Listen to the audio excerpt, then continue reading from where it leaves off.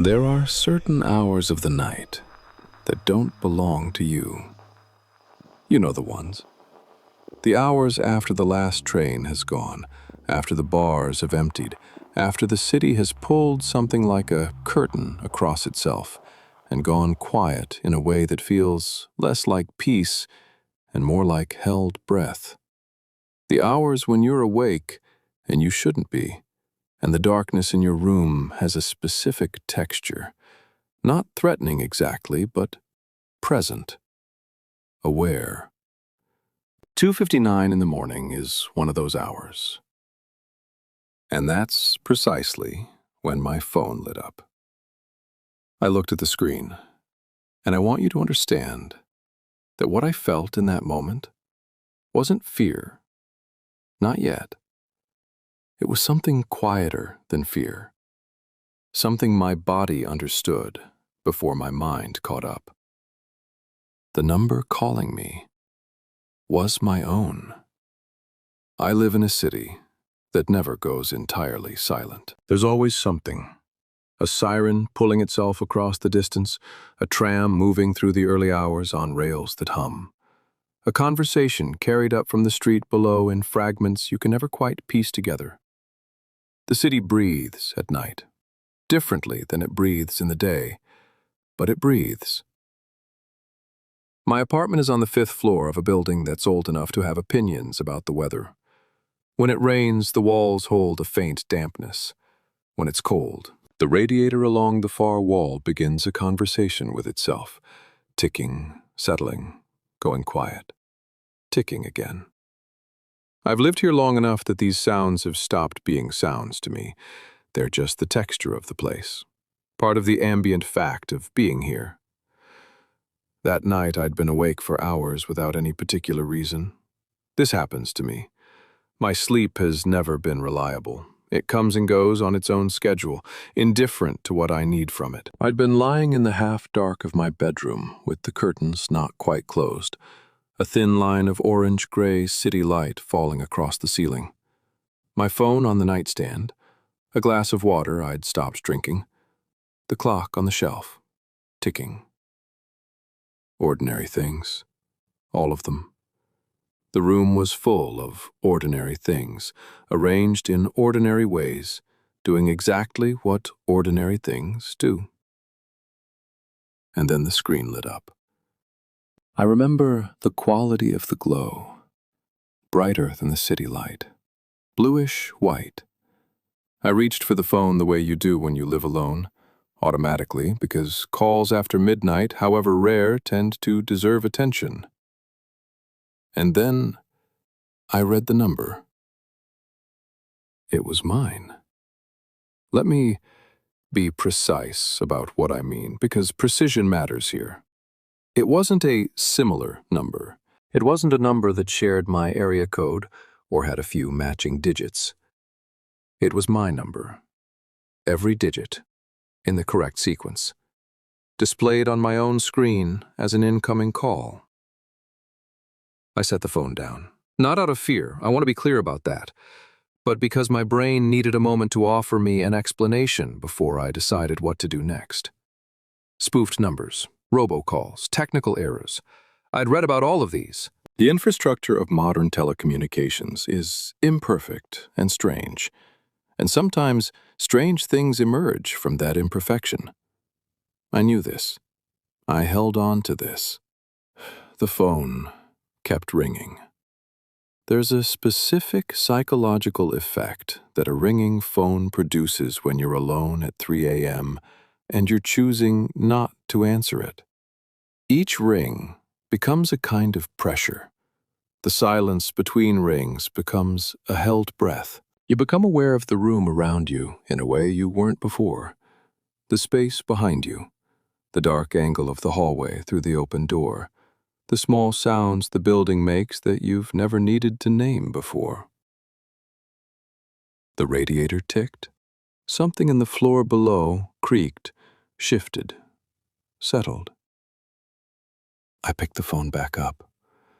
I declined the call. And within seconds, it rang again. I got up, I think I needed to move. Sitting still with that phone in my hand in that room felt like a choice I didn't want to be making passively. So I stood, and I walked to the window and I looked out at the street below. A taxi moving slowly past. A man walking a dog, the dog stopping, the man waiting with his hands in his pockets. A street light throwing its orange pool on the wet pavement. It had rained earlier, not heavily, just enough to leave the city shining. A bicycle chained to a post, a cafe with its shutters down. Everything exactly where it should be, everything belonging to the ordinary world. I walked to the front door. I checked it, the lock, the chain, the peephole. I looked out into the hallway and it was empty and yellow lit and still. The door across from mine. The fire escape door at the far end. Nothing moving. No one there. I checked the bathroom. I turned the light on, looked in, turned it off. I'm not entirely sure what I was checking for. I think I just needed the confirmation that the apartment contained only me. And it did. I was certain of that. The apartment contained only me. I went back to the bedroom. The call had stopped at some point. I sat on the edge of the bed and looked at my call log. 2 missed calls. Incoming. From my number. I opened a browser, and I searched. Spoofed calls. Own number calling you. Phone calling itself. I read the results with the kind of focus you have at 3 a.m. when you're trying very hard to stay rational. Careful, deliberate reading, parsing the words, accepting the logic. Scammers use caller ID spoofing. Robocall systems randomize numbers. Technical misfires route calls incorrectly. It happens. It happens. The phone rang again. Same number. My number. Third call in. I checked the clock. Less than 12 minutes. I sat with it ringing for a moment. I listened to the room while it rang. The radiator, the city outside, the clock on the shelf. And then I raised the phone to my ear. And I answered. I said nothing at first. I just listened. The line was connected. I could feel that. The subtle acoustic shift that happens when a call goes live. The slight ambient change in the silence. It wasn't dead air. It was live, occupied silence. And then I heard it. Breathing. Not fast, not panicked, not performed, just quiet, close-mouthed, regular breathing. The breathing of someone sitting calmly in a room. Steady. Patient. I said, "Hello?" The breathing continued. And then, beneath it, behind it, ambient and faint and not directed at the phone at all, just existing in whatever space this was, I heard something else. A clock. Ticking. I heard it, and for a moment I thought nothing of it. Clocks tick. And then the thought arrived fully formed, like something stepping out of a shadow. I turned to look at the clock on my shelf. I listened to the ticking through the phone. I watched the second hand on the shelf move. And I counted. And they were the same. Not close, not roughly synchronized. Identical. Every beat landing in the same place. The clock in my room and the clock in whatever room was on the other end of that call, ticking in perfect unison. I took the phone away from my ear. I sat completely still. The breathing had been calm, so calm, and the clock, our clocks, the same clock, kept ticking. I looked around the room, the familiar shapes of it, the window with its orange-gray light, the glass of water, the open door to the hallway, everything exactly where it should be. And yet, the call ended. I can't tell you exactly when. I became aware of the silence the way you become aware of a sound that stopped, gradually, then all at once. The phone was dark. The room was quiet. The clock was ticking. I didn't sleep. In the morning, I checked my call log. 3 incoming calls, durations listed. The number listed as mine. I contacted my provider. I explained what had happened carefully, without editorializing, just the facts. Incoming calls from my own number, this time, these durations. They checked. There was no record of any outgoing call from my account during that window. The calls came in, were received, are documented in my log, and did not leave my phone. I've tried to stay close to the rational explanations. I visit them the way you visit something you want to believe, regularly, carefully, with a kind of deliberate faith. Spoofing, glitch, audio pareidolia, my brain manufacturing rhythm from static, finding pattern in the hiss of a connected line. I know these explanations exist. I know they're more probable statistically than anything else.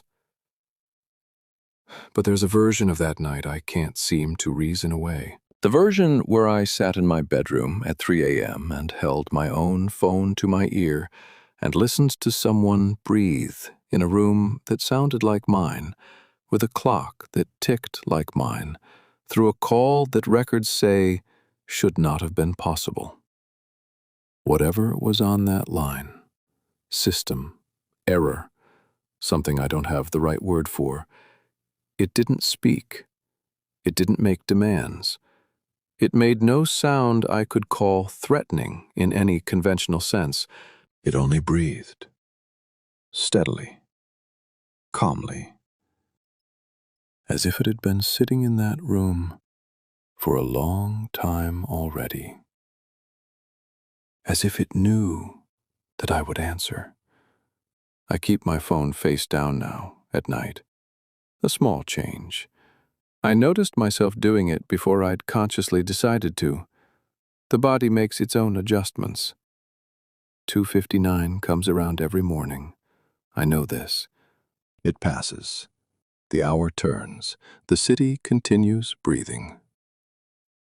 I just make sure, now, that I'm not awake to hear it. I got a text from my friend who disappeared 12 years ago. I need to tell someone about this. I don't know who else would believe me. 3 nights ago, I got a text message from my best friend, the one who disappeared in 2013. His name was Carter. We grew up on the same street, one of those neighborhoods where everyone knew everyone, where your parents left the doors unlocked and you stayed out until the streetlights came on. Carter and I were inseparable from the time we were 7. Same classes, same lunch table, same everything. He went missing the summer after we graduated high school. August 14th, 2013. He told his parents he was going to meet me at the lake, but I never got that message. I was visiting my grandparents 2 hours away that weekend. By the time I got back, the search was already underway. They found his car in the parking lot, keys in the ignition, wallet on the passenger seat, phone dead on the dashboard. But no Carter. The police searched for months. Divers, dogs, volunteers combing the woods. Nothing. He just vanished. Eventually, the case went cold. His parents moved away a few years later. I went to college. Life kept going the way it does. But I never stopped thinking about him. So when I saw his name on my phone 3 nights ago, I thought it was a glitch, some old group chat resurfacing, a cruel joke. The message was simple. Hey man, long time. I stared at it for a full minute. My hands were shaking. I didn't know what to do. Part of me wanted to delete it, pretend I never saw it. But I couldn't. I typed back, "Who is this?" The reply came almost instantly. "It's me, Carter. I know it's been a while." I should have stopped there, blocked the number, called someone, but I didn't. I asked him where he'd been, what happened that day at the lake, why he never came back. He didn't answer any of that. Instead, he asked me if I still lived in the same house, if I still had that poster of the Dark Knight in my room, if my dog was okay. And that's when I felt it, that cold, creeping feeling in my chest. Because my dog died in 2015, and I took that poster down years ago. I asked him how he knew about those things. He said he just wanted to catch up, that he missed me. Then he asked about Sarah. Sarah was my girlfriend in high school. We dated for 6 months senior year, broke up right before graduation. It wasn't serious. Carter knew about her, obviously, but the way he asked, "You still with Sarah?" No one's called her Sarah in over a decade. She goes by her middle name now, has for years. Even I barely remember calling her that. But Carter would. I didn't respond for a while. I just sat there staring at my phone. My heart was pounding, but I didn't know why. Then another message came through. "I've been thinking about that night a lot lately." I typed back, "What night?" He didn't answer right away. The 3 dots appeared and disappeared, appeared again, like he was choosing his words carefully. "The night before I left, when we were at your house." I felt my stomach drop, because the night before Carter disappeared, he wasn't at my house. I wasn't even in town. I told him that. I said he had it wrong, that I wasn't there that weekend. He responded immediately, "Yeah, you were. We stayed up late. You told me something you'd never told anyone else." My hands were trembling now. I didn't know what to say, because there was something I'd never told anyone, something I'd been carrying since I was 16. But I never told Carter. I never told anyone. I asked him what I'd said, just to see if he really knew. The reply took longer this time, and when it came, I felt the air leave my lungs. He knew. Word for word. The exact thing I'd buried for over a decade. The thing I swore I'd take to my grave. But I never said it out loud. Not to him. Not to anyone. So how the hell did he know? I didn't sleep that night. I just kept staring at the messages, rereading them, trying to make sense of it. The next morning, I tried to call the number. It rang once, then disconnected. I tried again, straight to voicemail. No greeting, just silence. I thought about going to the police, but what would I even say? That I got a text from a dead friend who knows things he shouldn't? So I waited. Last night, I got another message. It was sent at 3:47 a.m. I didn't hear it come through. I was asleep. But when I woke up and saw it, I felt my chest tighten. It was a photo. No caption, no explanation, just a photo. It was taken from outside my bedroom window. The angle was low, like someone was crouching in the bushes. You could see my bed through the curtains, the glow of my phone charger, the shadow of me sleeping. And in the corner of the image, barely visible in the darkness, was a reflection in the glass. A face. I don't know who it was. The resolution was too low, the lighting too dark. But I know it wasn't Carter, because Carter's been gone for 12 years. I haven't responded to the messages. I don't know what to do. I keep telling myself it's a hacker, someone who got into his old accounts, a sick prank. But that doesn't explain how they know what I never said, or why they're outside my house. I'm writing this because I need to tell someone, in case something happens, in case I wake up one morning and I'm the one who's gone. If you're listening to this and you get a message from someone you lost, don't answer it. Because whoever's on the other end, it's not them. It's something else. And it knows you better than you know yourself. I just got another text. It says, "See you soon." I found a journal in a motel room. The last entry was written, "Tomorrow." So, I need to tell someone about this. I'm still not sure what I saw or what I'm supposed to do with it. 3 nights ago, I checked into a motel off Highway 40. One of those places that smell like old carpet and cleaning chemicals trying to cover up cigarette smoke. You know the kind. I wasn't planning to stop there. I was driving cross country, needed to clear my head after everything that happened. Doesn't matter what, just needed to drive.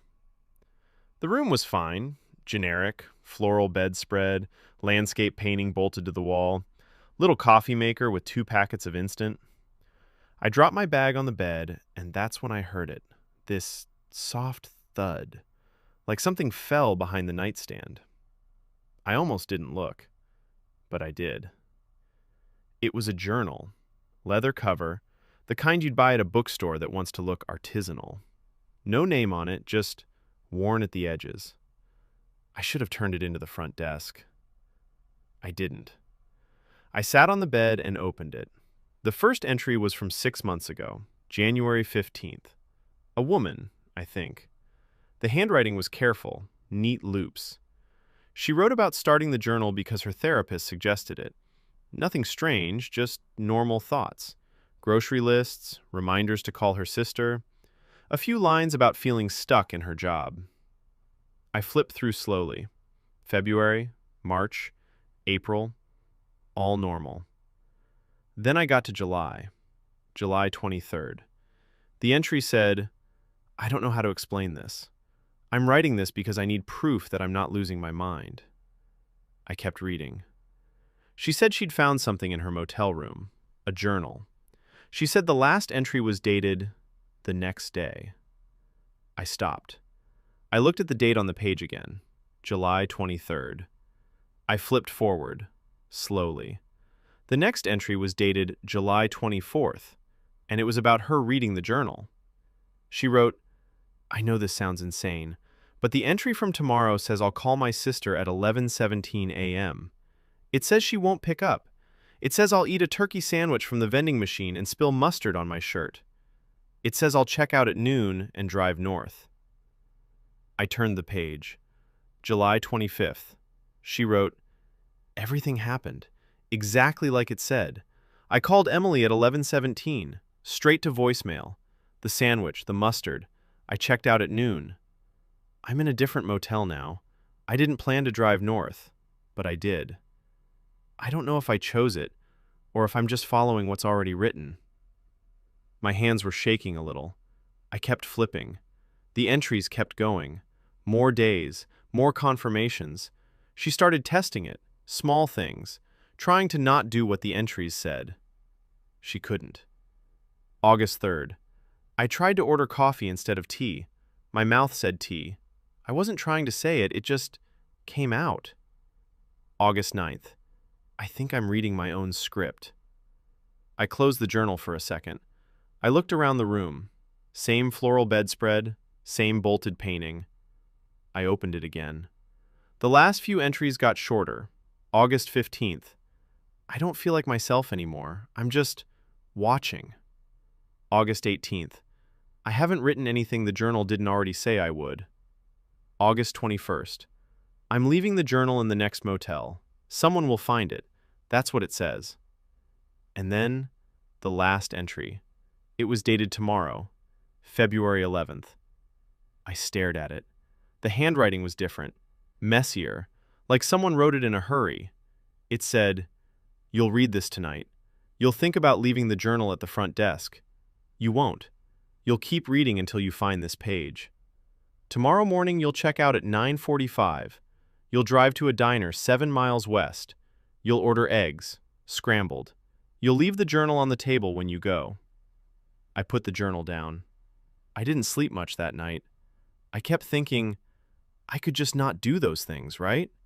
I could check out early, drive east, order pancakes. But I didn't know if that thought was mine, or if it was just part of the script too. I checked out at 9:45. I don't think I decided to. I drove west. There was a diner. I knew there would be. I ordered eggs. Scrambled. The waitress brought them with toast. I ate slowly. I wasn't hungry. When I stood up to leave, I put the journal on the table. I didn't mean to. My hand just set it down. I walked out, got in my car. I've been driving for 2 days now. I don't have the journal anymore. But I keep thinking about something. The entry for tomorrow, the one I read, it didn't say what happens after I leave the diner. It just stopped. So I don't know if I'm still following the script, or if I'm finally off of it, or if maybe this is the script, and I just haven't found the next page yet. I don't think I will, but I keep looking for motels, just in case.